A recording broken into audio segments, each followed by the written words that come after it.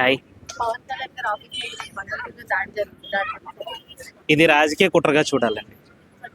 పక్కా చెప్తున్నాను, ఇది రాజకీయ కుట్రే. ఎందుకంటే మీకు మీ వల్ల కాక జనాలు ఇచ్చిన అధికారాన్ని దుర్వినియోగం చేసుకొని ఇప్పుడు పని చేసేవాని మీద పడుతుంటే జనాలు చూడకుండా ఉంటారా చెప్పండి. ఇప్పుడు ఆయన ఊరు ఊరు రోడ్లు వేపిస్తున్నారు, ఊరు ఊరు జనాల కోసం కష్టపడుతున్నాడు, ప్రతి దగ్గర ఆయన జనాల కోసం మాట్లాడుతున్నాడు, నేను ఉన్నానని చెప్పేసి మాట్లాడుతున్నాడు. మరి మీరు ఎందుకు ఇలా చేస్తున్నారో నాకు అర్థం కావట్లేదు. ఇది పక్కా చెప్తున్నాను, రాజకీయ కుట్ర అనేది. ఎందుకంటున్నానంటే ఒక జన సైనికుడిగా నేను చెప్తున్నాను, ఎవడో సంబంధం లేని నుంచి బయట రాష్ట్రం నుంచి పవన్ కళ్యాణ్ మీద దాడి చేయడానికి ఎవడు రాడు. అవసరం లేదు కదా. ఇప్పుడు పని చేస్తున్నప్పుడు ఎందుకండి, రాష్ట్రంలో ఇండస్ట్రీస్ వస్తే మీకు బాధ, రాష్ట్రంలో ఏదన్నా కంపెనీలు వస్తే మీకు బాధ, రోడ్లు వేపిస్తే మీకు బాధ, రాష్ట్ర ప్రజల కోసం ఏదన్నా చేస్తే బాధ, అన్నా క్యాంటీన్లు వస్తే బాధ. ఏదేదో మళ్ళీ అన్నీ మీరే చేసి పవన్ కళ్యాణ్ మీద చివరిలో పవన్ కళ్యాణ్ చేశాడని చెప్పి నెట్టేస్తారా? మీకు న్యాయం లేదు, ధర్మం లేదు, మీకు అసలు మీరు న్యాయాన్ని పాటించే వాళ్ళు కాదు, మీకు దైవభక్తి లేదు. అలాంటి వాళ్ళకి నిజంగా రాష్ట్రంలో ఓట్లు వేసే వాళ్ళకు కూడా నిజంగా చెప్తున్నాను, మీరు ఈరోజు ఏదైతే న్యాయంగా చూడకుండా మీరు ఒక వర్గానికి సపోర్ట్ చేస్తారో రేపు ఇంకా ఉన్న వర్గాలు కూడా అదే చేస్తాయి. మీరు ఎలాగైతే ఒక వర్గాన్ని చూడకుండా మీరు ఎలాగైతే ఒక వర్గాన్ని నిందిస్తారో రేపు ఎలక్షన్ టైంకి వచ్చేసరికి మేము కూడా అదే విధంగా చేస్తాం.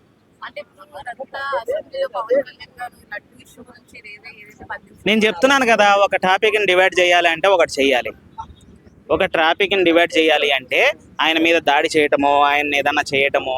ఇంతకుముందు ఆయన 2-3 సార్లు చెప్పాడు, నా ప్రాణం పోయినా పర్లా, నేను రాష్ట్ర ప్రజల కోసం నేను అండగా ఉంటానని. వీళ్ళు దాన్నే క్యాష్ చేసుకున్నట్టున్నారు.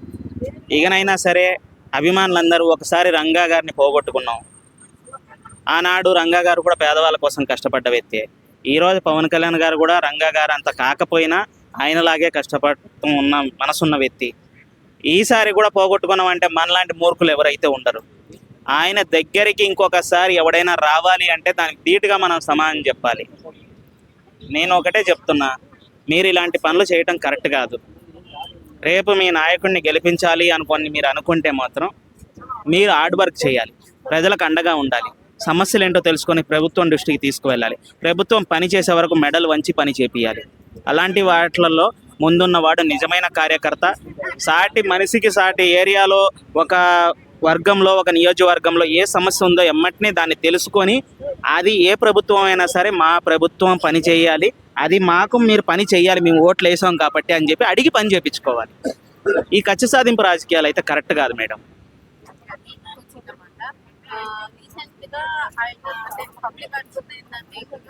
ఒక సెక్యూరిటీ ఉన్న అంటే ఒక హోదాలో ఉన్న పవన్ కళ్యాణ్ గారిని అటాక్ జరిగినప్పుడు మన పేదల టీడీపీ కార్యకర్తలు మరి ఇక్కడ ఇదే కదా ఇప్పుడు మీరు ఆలోచించాల్సింది ఇదే. ఇప్పుడు ఆయన ఏమన్నా ఉన్నప్పుడు వచ్చి దాడి చేశారా? ఆయన ఉన్నప్పుడు వచ్చేసి దాడి చేస్తే ఊరుకుంటారా? అసలు వాడు బతికి బయటికి పోతాడా? ఇప్పుడు ఇలాంటిదే మరి ఈ లెక్కన చూస్తే మేము ఇప్పుడు అదే క్వశ్చన్ నేను అడుగుతాను. 2017లోనో 18లోనో జగన్ గారి మీద దాడి జరిగింది, కోడికత్తి, వైజాగ్ ఎయిర్పోర్ట్లో. మరి మీ నాయకుడికే రక్షణ లేదు, మరి రాష్ట్ర ప్రజలకు ఏం రక్షణ ఉంటుంది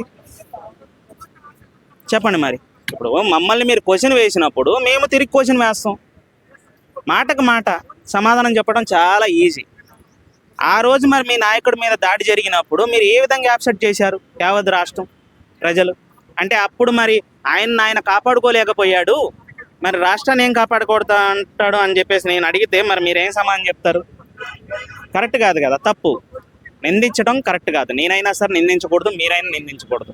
ప్రజా సమస్యలు ఉన్నాయి, రాష్ట్రం అభివృద్ధి చెందాలి, రాష్ట్ర ప్రజలు బాగుండాలి, మన గుళ్ళు మన సాంప్రదాయాలు, ముస్లిం అయినా క్రిస్టియన్ అయినా హిందూ అయినా అందరూ బాగుండాలి, పిల్ల పాపలతో బాగుండాలి అనుకుంటున్న మనస్తత్వం జనసేన పార్టీది.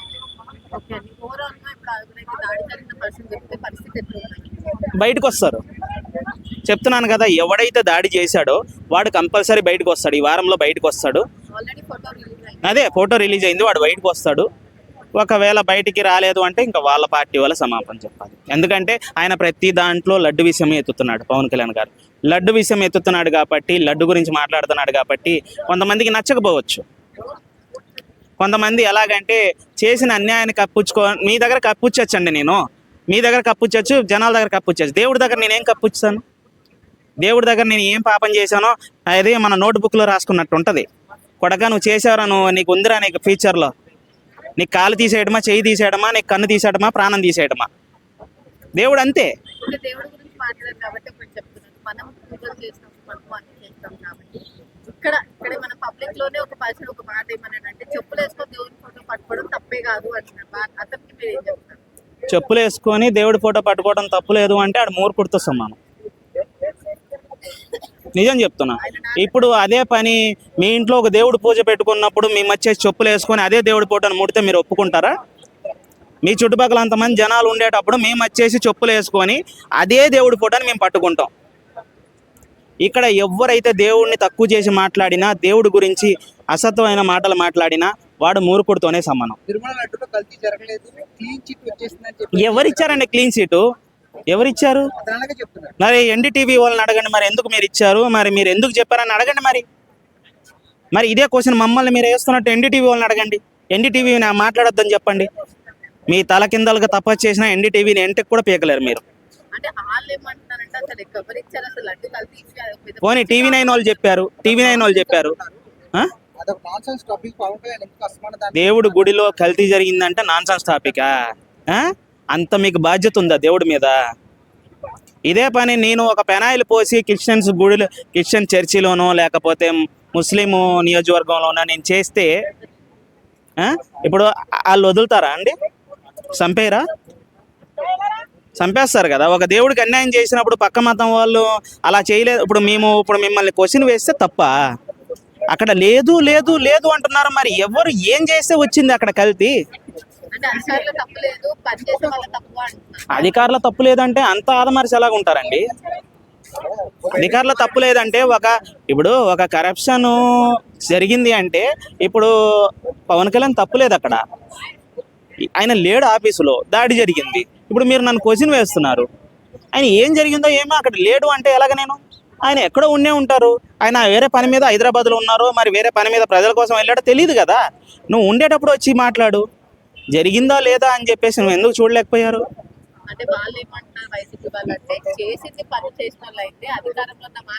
లేదు మేడం, ఇదంతా కాదు. ఒకటే, వాళ్ళకి దేవుడు అంటే నమ్మకం లేదు. ఇప్పుడు మనం పూజిస్తాం, చెట్టును పూజిస్తాం, రాయిని పూజిస్తాం, నీళ్ళను పూజిస్తాం, అన్నిటిని పూజిస్తాం. అది మన నమ్మకం మేడం. నీళ్ళకైనా గంగమ్మ అని పేరుంది, చెట్టుకైనా సరే ప్రకృతి అమ్మ. మనం చిన్నప్పుడు అమ్మ ఒళ్ళు ఎలా ఊపుతామో మనం పుట్టిన తర్వాత అమ్మ ఒయ్యాల చెట్టుకు కట్టి మనల్ని అలాగే ఊపుతుంది. ఆమె కూడా అమ్మతో సమానమే. చెట్టు కూడా మనకి నీళ్లు తాగకపోతే మనం బతకలేము, గాలి పీల్చకపోతే మనం ఉండలేము అన్న సంగతి మనకు తెలుసు. ఇవన్నీ వాళ్ళు తెలుసుకోలేకపోతున్నారు అంటే అది